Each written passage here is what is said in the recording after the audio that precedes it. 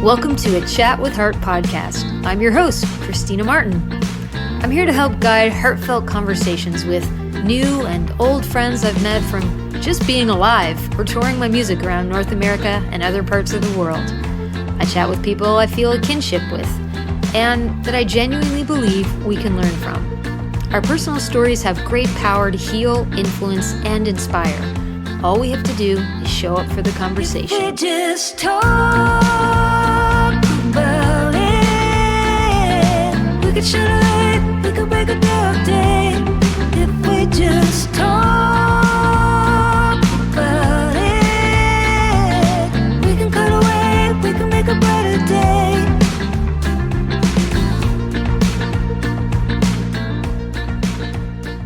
Hey there. I want to start by saying, Thank you for calling my heartbeat hotline. it is long distance for some of you. Long distance in Canada or outside of Canada, unless you have some kind of app, something that allows you to call and leave a message for free. I really have been appreciating the prank calls. I've been asking for them, and they're all great. And if they don't make it to an episode, it's only because we had trouble finding a way to clip the messages to keep them a reasonable length. But yeah, I appreciate all your messages, so keep them coming. You can ask me anything. The number to reach me is, what is it? It's at the end of this podcast after my chat with my guest. You'll hear the number. It's in every episode. So it's like not 1-800, not 1-900. It's like 1-902-6 grow. Anyway, stick around or listen to a previous episode at the end or fast forward to the end. No, don't fast forward to the end of this episode. Listen to it all. You don't want to miss it. A couple things I've been doing lately that have been helping me feel overall really good. I thought I would share. Maybe some of you listening are in a bit of a rut and looking for some inspiration. Okay, so I've been taking care of all the annoying tasks that I've been procrastinating for like a year. Just unpleasant stuff, clearing my to-do list, and that always makes me feel good. And, I really does like create this space for the things I really enjoy doing in my work and in my free time.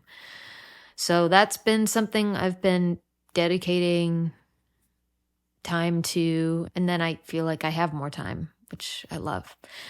I've been starting my days earlier, so between 6 and 7:30. I tried the 5 a.m. thing, and I could only sustain that for a couple of days, and then I just crashed. Like I just couldn't stay awake. And so I was like, okay, 6 seems to be when I naturally, between 6 and 7, get up. So I'll set my alarm for 6 a.m. I try not to hit the snooze button. And the other thing I've been trying over the last couple months but more, I guess, religiously lately is exercising first thing, or at least exercising like in the morning. I find if I wait till the end of the day, I'm more likely to be miserable or stressed during the day and then too tired to do it at night. So I'll get up, do a short meditation, do maybe even just a 20-minute yoga session. There's plenty of free yoga classes online. And then I've also been increasing my cardio workouts. For years now, I've only been doing like 30 minutes. But I've been increasing it to 45 minutes, and that's been making a huge difference. Like I feel stronger, my metabolism is increased, and yeah, it kind of took me a couple days to stop crying about it, and I just feel like I'm getting stronger. So that's been working. Let's see how long I can keep up with that. Another one, okay, this list is getting long, I realize, but I'm trying to eat less junk food and get this, smaller portion sizes in general. That's actually been really hard for me. If you grew up with me, or you're my husband, you'll have witnessed the portion sizes that I eat. Anyway, I always have more energy when I don't eat portion sizes meant for a family of 6. Go figure. Oh, okay. This is a fun one. I think it's fun to like, I have commitment issues for a lot of like things. But this is perfect. I like fitting in new things that I know, like there's a start and end and I can get on board, but I know like it's not something I have to commit to forever and ever. I don't know why my brain works better just knowing like, oh, okay, I'm probably, maybe it's about, that good feeling you get from completing something. So you're like, oh, okay, I can do 10 sessions and then I'll feel great when but if it's like 1,000, I'm like, that's overwhelming. Okay, so this week I started this 10 by 10 by 10 yoga practice created by my guest today, 10 days, 10 classes, 10 minutes with Estelle. Small but big acts like this really can help set the tone for your day. So I signed up. It was easy and affordable. And I get this reminder email at 6 a.m. every day for 10 days in a row, inviting me to do yoga with Estelle for 10 minutes. It's delightful. So those are just a few of the things, a lot actually. I don't know why I said a few, that have been helping me like feel kind of more, I don't know, just more consistently good and stronger physically. My mood's been up. I've been sleeping better. Yeah. And exciting news. I've probably mentioned it maybe I haven't. I don't know. I'm heading to Austin, Texas in a few days for 2 weeks. I'm going to fuck my way through all the vegan restaurants and taco stands in that city. I cannot wait. I'm really excited to reconnect with old friends from when I lived there in the early 2000s and listen to live music. I'll be a student at a songwriter's retreat, 2 days with Darden Smith and Mary Gauthier. I've never done a songwriter's workshop, so I'm really looking forward to that. When I get back, I'm going to let you all know how it went in one of the introductions for a future podcast episode. My guest today brings a smile to my face every time I see a post of hers on Instagram. I mentioned in this episode the CBC documentary called Tommy Tinker Forever, Estelle's journey of grief and love about her son Tommy, who passed away. It's an incredible story. So you can find that online, Google it. It's beautiful. Estelle has her master's in counseling psychology. She is a leading yoga teacher and educator in the intersecting fields of expressive arts, embodied movement, and psychology. With over 10 years of experience, her work explores the relationship between breath, body, emotions, imagination, and play. Very important. We forget about play in our lives. She's also a faculty member of, this is really cool, Quantum University, internationally recognized for offering online courses and graduate degree programs in holistic, alternative, natural, and integrative medicine. She leads numerous lectures, workshops, retreats locally and internationally. Her website is a plethora, however you prefer to say it, of resources from yoga to grief, retreats, and conversations with other remarkable women on her podcast, She Quest. So, drop her a visit on her website. It brings me great pleasure to imagine that you are all clapping your limbs and cheering with excitement and welcoming my guest today on A Chat with Her podcast, Estelle Thomson.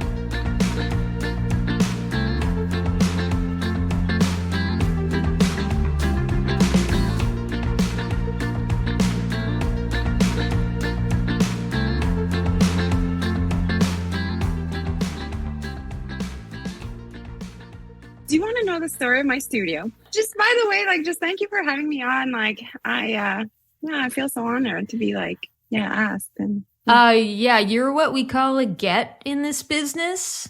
So I appreciate your time. But I'm making note. I am a get. That's right. Yeah. You're a get. Yeah, I gotcha. And I would love to hear the story of your studios. Absolutely. Go for it. Yeah, I love that story. It's a story with heart, and because your podcast is called A Chat with Heart, That's then right. That's right. It's perfect. So when we first moved here, I would paint in our basement, which was really dark, and yeah, the lighting was awful. There was dust everywhere, but that was a place, I had, so I used it. And then we had an extension. Like I'm actually on top of my garage here.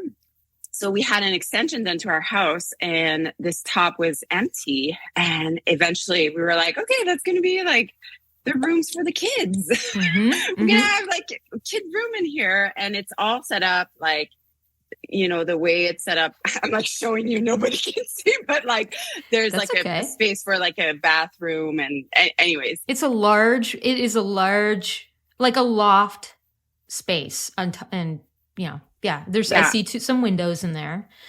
Yeah, a loft space. And it was, now it's all white, but it was all like wood before. And so we had our son Isaiah, and I would like trickle my things in here because there was so much more space. And then suddenly like this studio became like a mishmash. And because it was like not done, I could like splatter paint everywhere. Like it was this really messy, grungy, this really raw space, and a really fond memory of having my son like on the carrier and like painting, and I would do my yoga in here because it was perfect, like so much space. And then I had my second son, Tommy, and then him too, like we all would like hang out in the studio.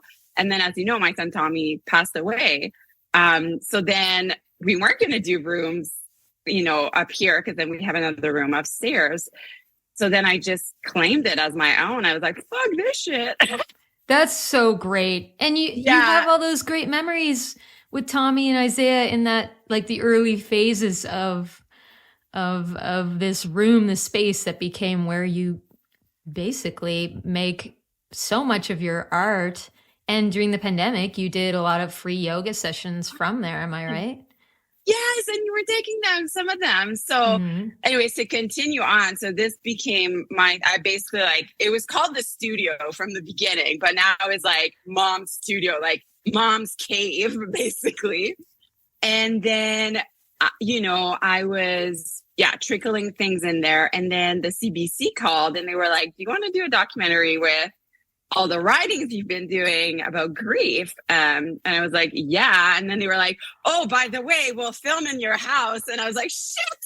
So then I was like, okay. And it was so good, Christina, because it made me up level. It was like, okay, get your shit together. Like, this is your workspace. Like, it needs to represent like who you are. And it was such a great kick in the bum to be like, okay, let's renovate. And it's still not like, but it's like my space. And you were asking about the white before, because my art is so colorful and vibrant and neon and this, I find it helps. It was either going to be all black or all white. And I find there's something about white that's like, very purifying and clear and like holy about it. And then you can really see the painting on a white wall instead of like it being kind of messy. So that was kind of the inspiration like behind it. But everything else in the studio beside the wall is pretty colorful. But the studio holds a lot of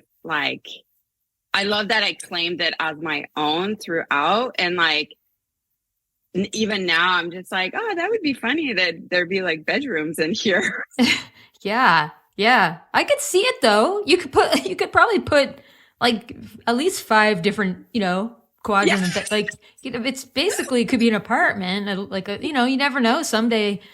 Let it be known, I do not want to have that many kids. Right. But maybe Isaiah, it could be his apartment when you're in your 90s, 120 and you need support. Yeah, no, he's going to go downstairs. I'm still going to be painting and doing yoga when I'm like 100 years old. Good. I like that attitude. Oh my gosh. Tommy Tinker Forever. Guess who watched it like 4 times? Stop. Yeah. Dale and I watched it again last night, and I cry a lot when I watch it. It's so beautiful. You know, in dealing with grief, like I think what I've done is I've chosen a life to live that is sort of like I'm processing by just living this life. But there's still some stuff that like I don't think I haven't really processed, or maybe it's just that when I see something beautiful, the way you've expressed your grief and life and love in the work that you do and with Tommy Tinker Forever, it just makes me cry. And it's like a good cry. I hope that makes sense. I mean, it makes sense that you're a grief therapist specialist. It really does. Really, really does. And I appreciate that that's something that people can go to your website and they can find so many free tools as well as paid tools if they choose, you know, to help them process a really difficult transition.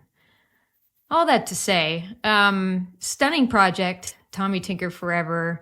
Oh my goodness, how did you feel when that was sort of launched into the world? Christina, at first, like, just thank you so much for like watching it and watching it not once, but like 4 times. Yeah, like that project, like, so where are we in? Like, it was like in 2018. So, you know, that's a while ago, you know, that's 4 or 5 years ago. And I still get messages like all the time. That's something I'm so proud about it, like how timeless it feels, you know, how like, and I think like we'll watch it 20 years from now and be like, yeah, I can still like relate to that.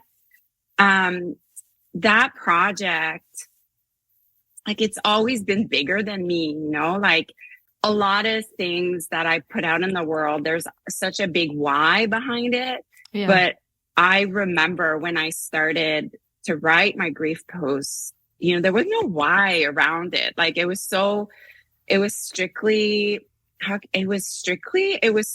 selfish when I started to write these things. Like I wasn't thinking about my audience. Like I wasn't thinking about anything, but like, it was this really obsessive, it needed to come out, you know? Yeah. You know, this was given to me, you know, like losing my son was like given to me. So it was like, okay, how can I make something out of this thing that's been given to me? You know, this karma, like that's mine. Obviously, like that's my story. And like, shit, like I didn't want this. And the way that I understand the world is through images and symbols and colors.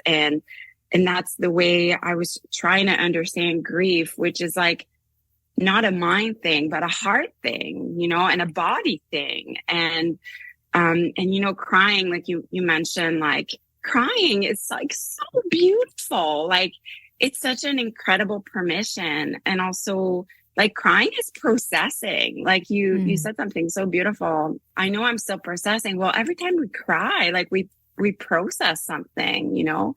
And I always say to my students, like, crying is like eating, you know? Yeah. Yeah. Oh, good. Like, it feels awful. I think it's like Glennon Doyle who said that once. And like, it carried it with me because like, it sucks to stop mid-flow. Like, just eat. And lately, you know, I've been noticing that, you know, last year, I feel I've like ended a cycle. I don't know if you understand when I talk like that, but like, I finally like, and it's not like I'm over, but like something was like, it was such a hard year for me last year. Yeah. And you know, in grief, sometimes you're like, wait, am I healed? And then you're like, shit, I'm back to where I was. No, I'm okay. And then, oh no, I know I'm back. Yeah, I do understand. Yeah. Yeah. And last year, a lot of like, it was such a hard year. I don't know, a lot of heaviness and a lot of tests, like so many tests. And this year I feel like so much lighter. And then I was reflecting on this, you know, at the New Year's, and I was like, holy shit, like I feel I ended something. And the documentary had a lot to do with it, you know, And I think it wasn't as cathartic as I think people think it was for me. Like, that's one of the main questions I got. Like, it must have been so therapeutic to do that. And like, yes, it was. But, and then another, and I think you'll understand this as like a performer, where like, I had to take a step back and be like, okay, does this make sense? And like, you know, put more of an artistic eye on it, which like, it's like, I love to do, it's like part of the creative process, but like, did it have an arc? Like, did it have like those technical things which like I couldn't like process my grief when I was like thinking about these things. Right. Yeah. And like a lot of the script, like I had already written the script in a way because I had like so much material to pull from. So it was just literally like, I have this picture. I love that so much. It was like, I print out all my Instagram posts. There was like 400 pages. And I put them like all on the carpet. And that's a lot of like, I did my whole undergrad degree and my master's that way. Like, that's how I learned. It's like, I have to look at like the big picture. Yep. And I would literally like pull some of this stuff that would like, and be like, okay, this is episode 1, this is episode 2, episode 3. But yeah, of course, like some of the parts were like cathartic when this moment when I'm lying on the butterfly and we were like doing this for real. And I only have one shot, like literally to do it. And I'm like in the butterfly and like, we hadn't staged any of that. Like I didn't know what I was going to paint. Like, it wasn't like, I'm going to paint a butterfly. I wondered that. I wondered if I wonder if she knows she has to end up with a butterfly. Because that's probably what I would have done. I would have been like, I have to end up with a butterfly. When I look at that shot, I'm reminded of an Olympian for some reason, like an athlete that I feel like emotional thinking about it, but like it was like all these years of like building to that point, you know. It was like a peak moment for me where it's like both abstract but both like I have expertise too, you know. And he was like, so it was like a part that I control but a part I didn't control, you know, that deep mastery of a craft. Sometimes I don't think I'll ever do something that beautiful, like ever again, because it was so from like my soul. And like, I love that moment. Like, I don't know if you watched it yesterday, but it's like before I'm like going around the painting and I'm like kind of like looking at it. Yes.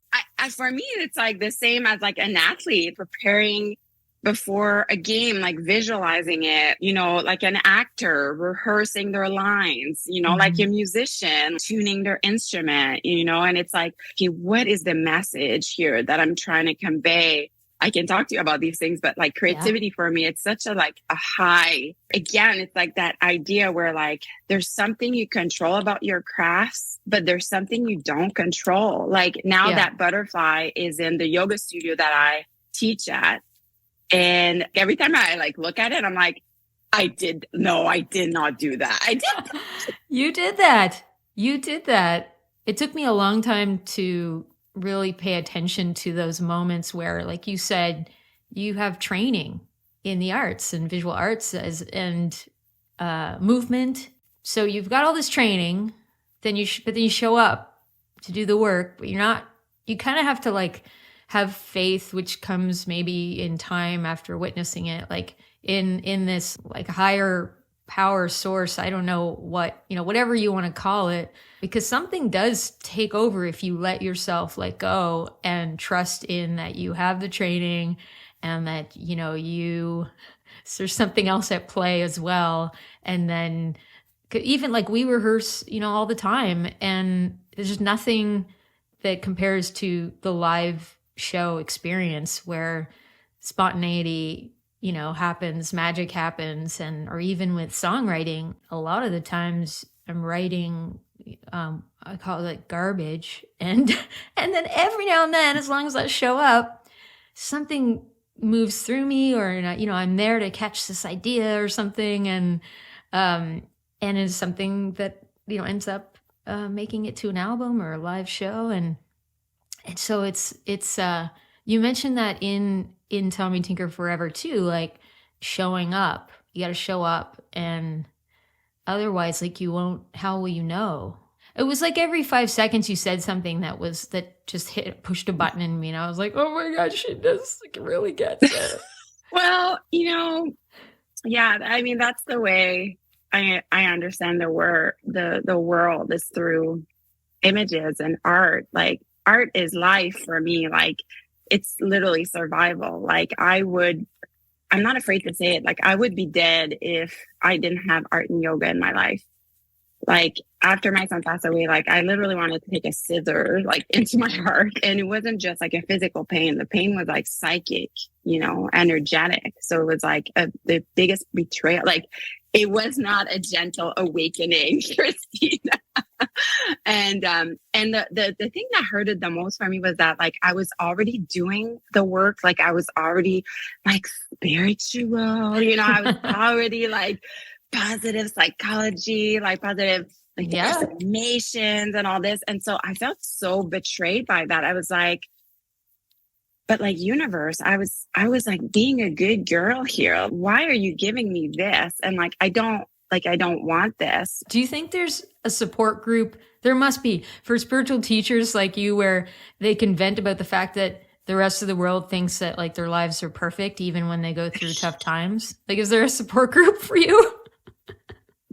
Because that is a common, I think people, of course we're all, putting out our best foot forward or whatnot. Or when you are posting things, it's not necessarily you bawling or falling apart or saying all the negative things that have taken over, for that timing. So all people see and know is like, oh my gosh, it's Estelle. Like, look at what she's done with. I mean, it's great because I think it shows people that things can change. And look what this person went through so hard, and now look at the life that they are living, and so that is obviously very positive. But it must be annoying when some people are like, just assume that you're just doing great all the time. I'm just like born this way. Yeah. I mean, yes. Yes. Yes. But at the same time, how can I answer this? Like I have a lot of compassion. I think maybe what I'm trying to say is like, I know I'm not for everyone and I'm okay with that. I didn't get much backlash after like the Tommy Tinker Forever. Like it was really like, I was shitting my pants, like the week before. Yeah. Like what would you get backlash for? I would think. Oh my God. You want to know? Well, I mean, if you feel comfortable sharing, absolutely. Cause this is a gossip podcast, no, but what the fuck would be, what kind of, okay. I'm curious cause I shouldn't be judgmental. Well, let me dish. No, you know what? I only got one thing and I was like, oh my God, as you can imagine, I was so crushed by it, but seriously, like 99.9% of the thing, like, I mean, it's incredible, Christina. Like the documentary is shown in nursing school now, in social work school. Like psychologists email me all the time. Like they use it for like, their clients patients that are going through transit. Like, I mean, all this is just like, this is us taking on a world of its own, right? Yeah. Like, that's not me. And the same thing with a song, you release it out in the world and like, who knows what it does, and it's almost like at this point, it's not even like your job, anymore. But I had somebody like randomly email me, like and I thought it was like really interesting that she took the trouble to like actually find my email. And she said, I can't believe you see yourself as a vision. I watched your Tommy Tinker Forever and I can't believe you see yourself as a visionary. She was like, oh yeah, like Gandhi and Mother Teresa's are like visionaries, but like you? And I was like, oh, wow. And nice lady. And actually my best friend is named. And so I called her right away, like completely bawling, like you wouldn't freaking believe. And I took a screen, like, a bestie would. Yeah. And you know what she said? What? I'm going to fucking kill that bitch. I love it. Did you write back? I wrote back, but I knew I wasn't going to send it to her. Oh. Like I wrote back, and because get this, it's like, it's not my problem that like, she doesn't see herself as a visionary. For me, artists are visionaries. Okay. Like you need to be able to envision like your life. That's how I I saw it. Not that I'm like a Mother Teresa for that's not the way I use visionary.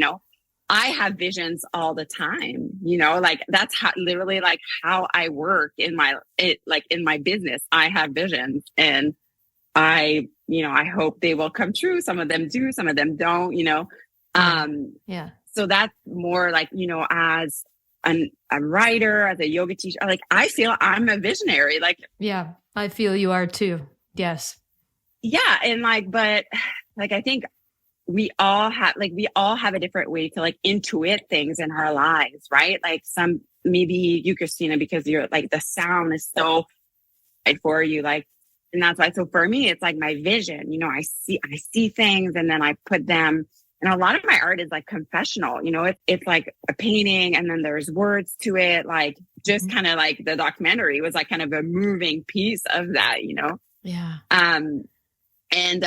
So I wrote her back, and like at the same time, it took a lot of effort for her, I'm sure, to like send me this like, email. This person must it doesn't excuse the action at all, but I mean, this person must be fucked up, like must have some pain or something. Yeah. And when I was writing back, and I was like, I'm not going to send it back, because I was like, I'm also coming from a place of hurt. Like she hurt me, so then I want to hurt her. And I was like, and I'm catching myself so much like this past year, be like, okay, if I text right now, this is going to be passive aggressive. And like just to catch myself and be like, good. No, yeah. And I didn't reply to her. And again, it's like, it's okay. Like I'm not for everyone. I'm okay with that. And the more like, it was such a great test for me, because like as artists, you're so vulnerable, like putting yourself out there. And it's like, if somebody can't see the bravery in that, then it's fuck them, like not to be like too blunt about it. I often tell that to my students, like you have to be careful who you share your art with. And yes. Like, I'd say there's a selected few that actually like really, really get what you do. It's been a big work of like letting my students come to me, and to trust that I'll attract the people that need my teaching, like need my voice and need what I do. And that like, I don't need to like explain, like people like the right people will come to me, if that makes sense, and like I get to be this like great receiver of like, and I have, it's work. Like if I think of my studentship, like, oh my goodness, the jewels I have in there. And, like they are my greatest teachers. And I don't know, like, the lady who wrote that email to me, like she wasn't in my circle. Again, like who knows what, I always tell my son, like we were on a plane to Australia once, and I think he was being like really loud. Like, I guess my husband and I were like just so used to having him around, and it was like a long ass flight, it was like, I think a 12-hour flight. And at the 11th hour, the lady in front, she turned back and she was like, is your scum gonna shut up? And like, so we were like, God, like freaking out. And then of course Isaiah was like, start crying. And I was like, we didn't even know. Like, I wish she had said it like an hour in. Yeah, that was like building up in her for just 8 hours. And like, she could have maybe said something. Yeah, that's what happens when you don't. Yeah.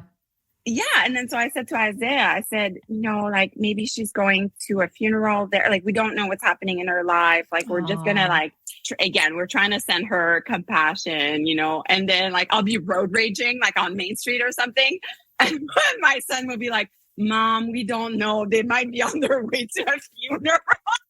Oh my God. There's a great book, Christina. It's called, I think it's called Shrill. Do I have it here? Oh, I've heard of that book, I think. It's so good. And actually, like, maybe I had just read that book because it's literally the story of a journalist who like, she literally like the stuff that people would tell her, name calling and like, just, oh my God, that wasn't just like one email, it was like, and then one time, like she basically like had a conversation with one of her attackers, and the person like started revealing to her like just everything that they were going through, like deep trauma stuff. And like, so she became to like literally like empathize with the person who was like, well, I did a chat. I'm not sure when the episode is going to launch, but it's with my friend Jeff Douglas.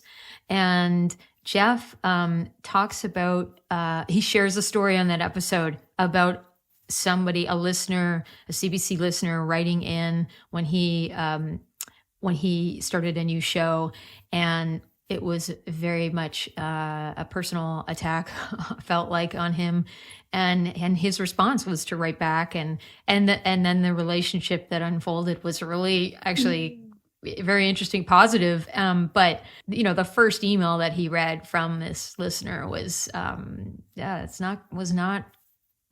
did not feel great. And I think I shared in that episode, I received one nasty email once. I think it was a robot, but it just said, "You're an ugly old hag." And I was like, I just laughed. And then I think I talked about it online because it was just so ridiculous. I mean, I might someday be an ugly old hag, but I don't think I am yet. And so I wrote back and I was like, thank you so much. Like, that was really, it made my day. It was just really funny comment. And then the response was like this very short, like something bitch, like, and I think I wrote back again. It was like, thank you again for making me laugh. I mean, it was just so absurd that, I mean, I probably would have taken offense to it if it was a little more personalized, But I also think, though, it's kind of a good sign when you start getting like hate mail. It means that you're really picking up speed in the public. It's kind of a sign of celebrity, and not that it makes it easier to receive that information, but I do think I'm like that right on. Like, that person's a celebrity now. Good for them. They're getting hate mail. I 100% agree with that. And even to go back, let's say, to like the subject of grief, I'm really careful when I never post diagrams of grief and like really simplify things like grief is this and grief is not this. And like trying to put a number to it or statistics to it, because grief is so nuanced, it's not black or white, it's gray. And like, I think it's impossible to agree with everyone. Like, then it's like, then nobody can have an opinion. Like, I think it's so healthy to not, like, even if you and I, Christina, didn't agree on something, I wouldn't like hate you. Like, well, that's good. That's good to know. Yeah. And you're right. It's like, oh, like I really triggered that person somehow. Yeah. Yeah. And again, to see it in another way, like the people lashing out, like, oh my God, they're deeply hurt somehow, Could you imagine if you had offered them a 30-minute clarity call or a 4-month breakthrough coaching session with you, which you do offer, by the way? And I want to know, I'm curious, like, I want to know a little bit more about what that's like. Like, I want to do it. So like, I bet there's listeners that would love to. To be clear, I go through seasons of coaching a lot and then not coaching at all. Oh, good. Yeah. Yeah. One thing that's steady for me is I have, it's called Guide to Magic Life. It's my women's circle. Mm-hmm. So that's been steady for almost like 5 years now. And that is opening up for in June. So it just closed. So I usually do twice a year, and it's a closed group. Okay. And then it's beautiful, like soul ritual. So everybody that's in it, we meet like sometimes twice a month. And they have access to, I have a meditation studio and a movement studio and a creativity studio. And my coaching, I actually usually do it on, today we're Thursday. I usually do my one-on-one and my privates on Thursday. And that is pretty wide. Like, sometimes I mentor yoga teachers that want to, be independent, just like I do. Like, I don't really teach I teach in studio, but I teach for myself. I'm an independent yoga teacher. So I rent the rooms and people come to me. So usually like teachers that want to kind of start themselves doing that, they come to me and I help them do that. And then other times it's a lot around like creativity and mother wounds. And so people come to me when they feel just really stuck, or a lot of what I get is like, I feel dead inside. And I like that general malaise, or, and so, yeah, they come to me, and a lot of what we do is literally like mark making, and just like getting them back that little nudge of like you are like imaginative and creative, and you can play, and you're curious, and like all these things that we've kind of like put in a closet because we're adult and we're supposed to be proper and orderly and clean and not messy. And so I'm really good at reminding people to play and to mess up and to not take themselves too seriously. And I think, because we've been talking a lot about grief, I think that's important in grief as well, and it's one thing it was so radical for me. I was such a I'm still a perfectionist, recovering perfectionist, but when Tommy passed away, it was like nothing made sense anymore. So it was like, why should my yoga practice make sense? Why should my rituals make sense? And that became so much more fluid for me in a way, and letting myself be weird and be bizarre and be, and there's so much life around this, because a lot of we think grief is like stagnant and depressed and sad. But it's like, it's not. It's so wild. The energy of grief is like a hurricane, a spark of life. So, and that's a lot of my message. Like you said about the documentary, like, you're like, I'm crying, but like, it feels good after. But it's like the exact feeling. Like, I remember being in the meeting room at the CBC and be like, okay, I don't want just this to be sad, I want this. And like, still a lot of my friends haven't watched the documentary because they don't want to cry. And I'm just like, but then they're like, I watched it. And then I watched it again. It was such I felt it was a celebration of everything, of life and death and what all that's natural. And it was really beautiful, really, really well. Yes. Watch it. Everyone watch it. Yeah. But like, and once we realize, like, the more that we let ourselves like feel all the nasty, and it's like, that's what expands us, that's what it's like. The pain doesn't get smaller. It's you that gets larger and bigger and wider and more magnetic and more, I literally feel so much more powerful because I've been through this. And I know, like, there's something in me. I know my spark, if that makes sense. Like, I always think of my breath as my inner spark. It's like getting to know this fire inside me that's like so passionate and so excited and spontaneous. And, and then I'm such an enthusiast for life. It's because I cry a lot, and it's because I give myself permission to be on my hands and knees and roll around on the earth. Can I read you a quote from something you wrote on one of your grief writing pages? Yes. Okay. I hope I don't cry when I read this. Okay. Well, you can cry. Okay. Often it's in my happiest moments that I feel the saddest. It's in my saddest moments that I feel the happiest. If I block happiness, sadness can't find me. If I block sadness, happiness can't find me. It's when I embrace all the memories, the sad, the happy, there I find equanimity. For fuck's sakes. Is this copyrighted? Am I going to need to pay you a royalty? This is brilliant. This is gold. As I'm tearing up. But, it's not something that we're taught in school or, when we were growing up. Like, it's such a gift to learn that and to, share that knowledge with people so that they know it's okay.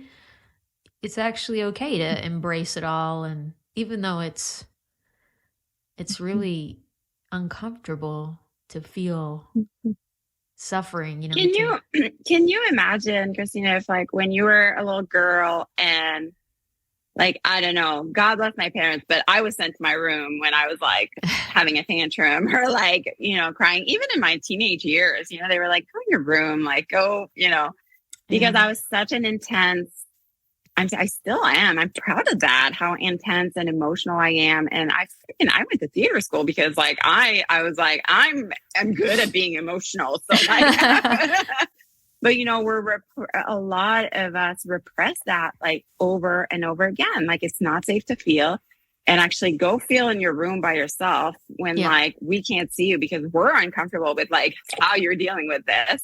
It's not even about you. It's about them. you know? Their like, discomfort. So imagine if we're like, we would have let, you know, ourselves like have a cry out in the living room where like everybody could like see us and witness us. I'd say like at the core of all my coaching program and Guide to Magic Life, like it's this element of like gently being seen. And I'm saying gently because like sometimes it takes exposure. Like I have some of my students, like it took them 2 years before they like got the screen on their Zoom. You know, they were finally ready for like everyone. And it's like to be a place where it's like, you can do that if you want. And actually you can choose. Like a lot of women like don't know how to choose. They don't know what they like. And I was the same. Like after I had my kids, I went on a yoga residency in France. I forget what year it was. I think 2016, 17. And the first morning, Christina, I got in the bakery. I fucking did not know what I wanted for breakfast. I was like, do I like croissant? Do I like pain au chocolat? Do I like, but it was so simple, but it was like, I've been so bought, you know, I've been so consumed with everybody else's needs that like now I don't know my own needs. Yeah. Like how freaking fucked up is that? Like, you know, and it's like, and then it's like, okay, but what do I need? But we've been suppressing this for so long that it's like, oh, the mixed signal. I don't know what I need. And, you know, the same with the yoga practice. Like, it's like, what do you need in that moment? Like, do you need like small hip circles or wide hip circles? Like, stop looking at me. Like, you look within, you know? And so there's a lot of, and there's no right or wrong way to do things. There's no right or wrong way on your path to like having a spiritual life or a God of your own understanding, you know, like, so there's not one path. There's like your path, you know. Mm-hmm. There's a quote by Lao Tzu I love so much. It's, I know the way of all things by what is within me, which begs the question, what is within me, you know? Yeah. And so I've been so proud of the way I teach. It's not very much changed from like I was a child. Yeah, I'm really so proud of that. Obviously, not all of what I teach is that, but a lot of it is like inner child work and just making like just being crazy and like lip syncing. I love it. Yeah. Unless your lip syncing experience as a child was traumatizing. Grade 3, I lost to my brother, and I had a whole routine. Whitney Houston, I was lip syncing. This is a serious competition. Great. In my, of course, my whole elementary school from grade 1 to 6. So we were, you know, I like grade 1 students were competing against grade 6 students, which they seemed like, you know, the gods of the world at the time. And I had this whole routine to Whitney Houston. Oh my goodness. You know, I try to phone, but I'm too shy, can't speak. Falling in love. What is that song? How will I know? How will I know? How will I know? Yeah. Betty? So I had this whole dance routine that I had been practicing, memorized and all that. And then, of course, I didn't understand that there's a thing called stage fright, you know, when you're actually, or like red light syndrome when you're on. And I had no experience coping with that because it was like literally my first time on stage. And everything, I was like 12 seconds behind all when the moves were supposed to happen. So it was pretty embarrassing. But anyway, I think I came in 3rd place, but my brother came in first. He was doing that song, take out the papers and the trash. But all he did was like stand in one place and just do this movement. Anyway, probably edit this out. But anyway, on the topic of fun, though, I see you having so much fun with your retreats. And your family's with you sometimes. Yes. So I know this year you have a sold out retreat in El Salvador. Is that right? Yes. Yes. We're going to El Salvador. It's my first time running a family friendly retreat. My husband is a big surfer, and I was like, how about we just try, doing a family? And that's actually something that my students would say, I would come, but because they can't bring the kids, then they can come. So I was like, okay, how about we bring the kids? Oh, good one. Yeah. So, and it's this this magical kind of land on top of a cliff that we found in El Salvador, super secluded beach and great surfing. There's like a yoga platform, and we're going to do some art, and that's in April. And then I have an Italy retreat the first week of June. I saw that looks amazing. And that one, I'm being really selfish about that one. Yeah, I was like, this is what's happening. This is what it's called. And I just want women to be there. Mm-hmm. And it's going to be some really like transformational, radical, soulful, accelerated. Yeah. Some great witchy stuff is going to come down. Ooh, witchy stuff. Oh, is there going to be a Ouija board? Nope. I just bought one. It hasn't worked yet, but have you ever had to kick anyone out of your retreats? No, I haven't. I think, to come on one of my retreats, the El Salvador one is a bit different. Like the dynamic, obviously, of having family there, like, the art and yoga is going to be as magic. But I think the fact that you come back to your family, that'll be interesting, because I've never actually done a retreat with my family there. Yeah. But no, I think I've done a few retreats now, Costa Rica and France. And I think you have to feel called almost to come. Like, it's not a like, oh, should I come? Should I not? It's like, I must go and experience this, So a lot of people that come, like they come, I'm always so impressed with that. Like, they come so open and receptive and willing. There's a big willingness when you come on one of these retreats to be like, okay, I'm here to experience this fully. And so, like, unless you'd be like dragged to one of my retreats, which rarely kind of happens, it's never happened. So this is exciting. Well, it's just that you've done such a beautiful job at creating the working life, personal, like working life, like that really encompasses all these, your whole life. I don't know, like your experiences, your training, your experience with grief and with being a playful, magical being. And, it's hard enough for a lot of people, as you said earlier, to decide on one thing and do that well. And so it's really remarkable to see this. It's like a lifestyle kind of brand that you've got going, and something for anybody who is seeking on a personal growth, support, better self-betterment, or, anyone who wants to know how to live with all the emotions. Mm-hmm. Yeah, I always say, I think we can get caught in the, like, I'm bettering myself, I think once I realized, like, I don't want to fix me. I don't want to improve myself. Like, I just want to switch from like doing all the time to just being who I am. Like, so that doesn't require me being like a better person. It just requires me to like almost like unlearn a lot of things that I've been thought about my life. And I think once you start doing that, like, it doesn't feel right, but that's because like anytime you start something new, like you're like, what's happening, and then just kind of like learning a new song or whatever, it's like, wait, does this sound okay? Like, until like, you're like, okay, like this is the song, and then moving on to another song.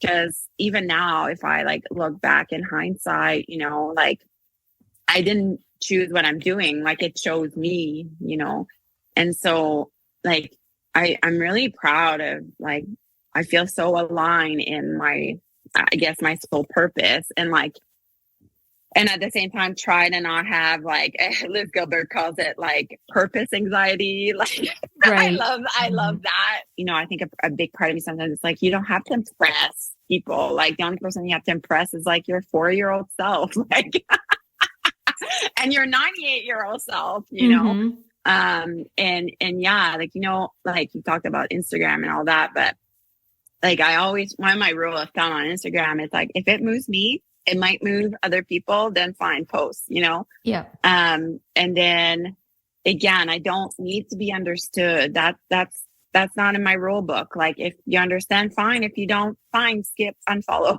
Yeah. Like, you know, and then at the same time, there's like a lot of freedom in that, you know, to do it at that. Is it easier life to live? I don't think so.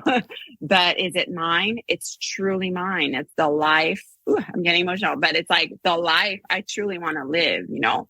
I'm not looking at my life, be like, who's living this life? It's like, oh my God, it's like my life. It's the life I want to live.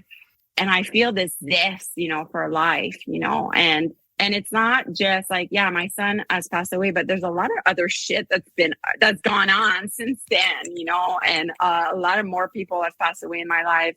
A lot more things have, you know, life goes on, you know? And so how can I work this?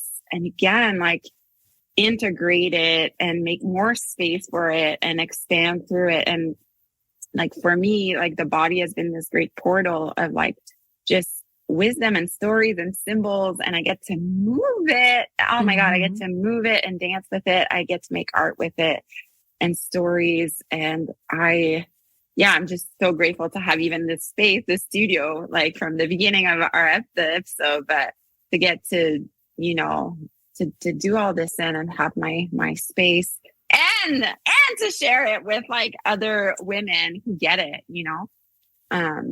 Yeah. Because they inspire me too. Like you inspire me too. Like I love hanging out with you. I love hanging out to like anyone who's like privy to like just creativity and spirituality and like the value of it, you know? Yeah. Oh yeah. And you share so much of these experiences and shared experiences on your podcast, your She Quest, which I was so lucky to be a guest on. And, you know, I really encourage anybody who love this chat to check out She Quest. And I have another kind of a wrap question for you. Yeah. And it's okay if you don't have the answer to it, because this is a hard one, you know, trying to figure out what you want.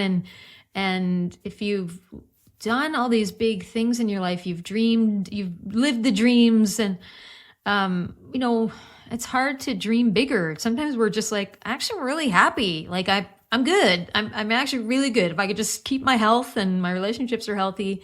But do you have either a place that you haven't been to that you still, it's on your, you know, bucket list, like, or something that you like to do that is on the horizon for you to try to? I have so many things going right now. I'm a year and some into a fashion design diploma. So I've been, so I have, like I had a big awakening. I was turning 40 in September. And so that summer, that was almost, I'm going to turn 42.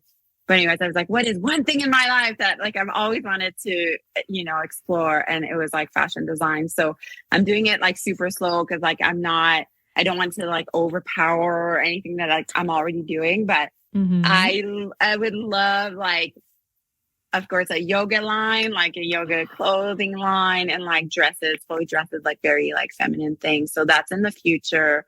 And then I love to study goddesses. I don't know if that's something you know about me, but I teach a lot of what I teach is like female embodiment and like Shakti powers. And there's one place I went to India in 2020 with a group of women, and it was like a goddess pilgrimage. And that same woman is bringing a group in Nepal in 2024. And she's like literally like hiking through the Himalayas. And I'm like, oh God, really glad to do this, but like Goddess has taught me so much, and like the descent of ourselves, and like how to go in like the deeper realms, and like again, I just love mythology, and they're like, I don't know, like there's something, it's like in our bones. So I'm eyeing that right now. Okay. I'm eyeing Nepal right now because I'm traveling so much this year. I'm not doing any retreats in like 2024. So usually the year I don't do retreats, like I go on my own. So we'll, I need to walk my talk. You gotta fill up the tank. You gotta fill up the tank and recharge. This is so great. You're wonderful. I just, I'm so glad that we ran into each other on that plane ride back from Europe when the world stopped and we were on the last plane home to Canada from Europe, right? And we were like, here we go. Here we go. And I was like, I know this girl. March. I was like, it was like March 15th. I remember. Oh my God. That was so bad. Yeah, it's it was an adventure. That was an adventure in itself, that being called back to Canada kind of thing. But I'm so glad that that happened, because it's you cross paths with people when you least expect it, and you realize, oh, I really needed that, and then it has led us to this moment, and I'm so. And thank you for this space. Like it's I think we need more of these spaces where we can just just chat with heart. And I think we crave this. Like a lot of, like, sometimes I forget actually, like I'm in my woman's circle, and and then I go out in like the real world. I'm like, all right, we don't talk like this. Right. I know. We're back to the weather, and like it's hard for me too, because I kind of pride myself on just trying to always be myself, and I am still trying to figure that out. But we're lucky in that we have, our line of work. We can be authentic. We can be ourselves. Like on stage, people expect it of me to be that representation, to be someone who's trying to be authentic, or, trying or not trying. It can be hard because you're raised. So funny. I've seen you on stage. You're like I pee my pants every time. It's hit or miss. It's hit or miss. And but thank you so much for saying that.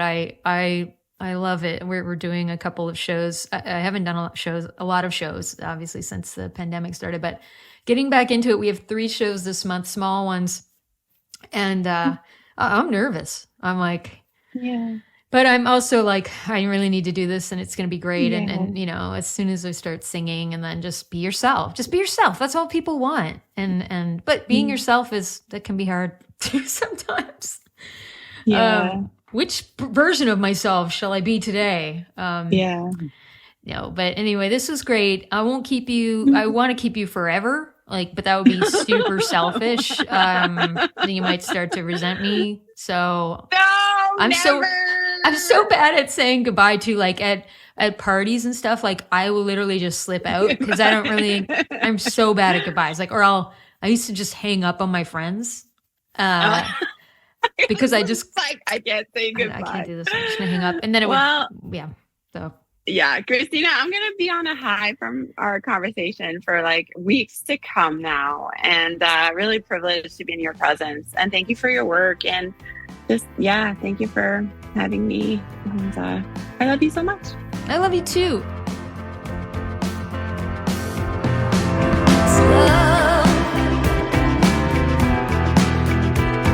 I don't want to say goodbye to you. Oh, I don't want to say goodbye to you. Welcome to the Heartbeat Hotline, 1-902-669-4769. I'm the host of A Chat with Heart podcast, Christina Martin, and I'm so excited you called. Leave me your question, a suggestion for the podcast, or a comment about this episode. Please be aware your message may be used on the podcast and social media. Tell me your name, where you're calling from, And it's also fine if you want to remain anonymous. Thanks for listening. Have a great fucking day. Yeah. Christina, Dale? You used my lawnmower. It's busted. The lawn is full of shit. Thanks for listening to A Chat with Heart podcast, produced and written by me, Christina Martin, and co-produced and engineered by Dale Murray. Check out Dale's website, dalemurray.ca. The podcast theme song, Talk About It, and I Don't Want to Say Goodbye to You, were written by me and recorded by Dale Murray. You can find my music on Bandcamp and all the places you stream music.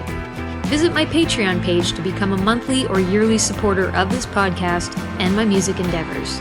If you're new to Patreon, it's a membership platform that helps creators get paid. Sign up at patreon.com/Christina Martin. I would love it if you had time to share, rate, leave a review, and subscribe to A Chat with Heart on all the places you listen to podcasts. Wishing you, my little heartbeats, a great day.